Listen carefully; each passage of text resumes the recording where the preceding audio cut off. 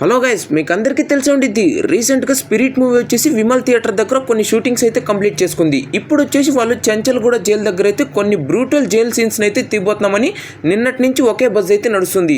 ఇది చాలా మంది అయితే అంటున్నారు గైస్, ఇంకా నిజమాబద్ధమో తెలియట్లేదు. చాలా మంది అయితే ఇన్స్టాగ్రామ్ స్టోరీలు మరియు ట్విట్టర్లో అయితే చూపిస్తున్నారు.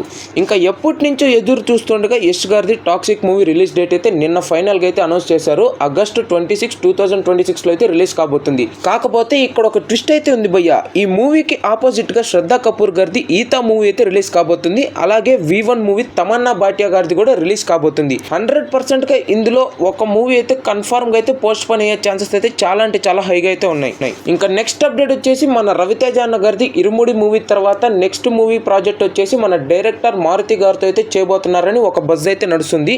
ఇంకా మూవీ టీం వాళ్ళు ఎటువంటి అఫీషియల్ అనౌన్స్మెంట్ అయితే చేయలేదు. దీనికోసం వెయిట్ చేయండి. ఇంకా నెక్స్ట్ మూవీ అప్డేట్ వచ్చేసి OG2 మూవీ. ఆల్మోస్ట్ ఆల్ ఈ మూవీ షూటింగ్ వచ్చేసి సెప్టెంబర్ లో అయితే స్టార్ట్ కాబోతుంది భయ్య. ఈసారి వచ్చేసి ఈ మూవీ ప్రొడ్యూసర్ అయితే DVV దానయ్య గారు అయితే కాదంట. స్వయంగా పవన్ కళ్యాణ్ గారు మరియు పీపుల్ మీడియా ఫ్యాక్టరీ వాళ్ళు వచ్చేసి ఈ మూవీని అయితే స్వయంగా అయితే ప్రొడ్యూస్ అయితే చేయబోతున్నామని ఒక బజ్ అయితే నడుస్తుంది. ఇంకా అఫీషియల్ అనౌన్స్మెంట్ అయితే రాలేదు గైస్, వెయిట్ చేయండి. ఇంకా ఈ రోజు ఫైనల్ మూవీ డిస్కషన్ వచ్చేసి మన రిషబ్ శెట్టి గారిది ఛత్రపతి శివాజీ మహారాజ్ మూవీ అయితే రిలీజ్ కాబోతుందని అనౌన్స్మెంట్ అయితే చేశారు.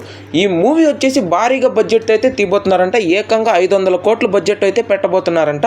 ఇంకా 2 పార్ట్స్ గా అయితే ఈ మూవీని అయితే తీయబోతున్నామని చెప్తున్నారు. దీనిపైన అఫీషియల్ అనౌన్స్మెంట్ అయితే రాలేదు.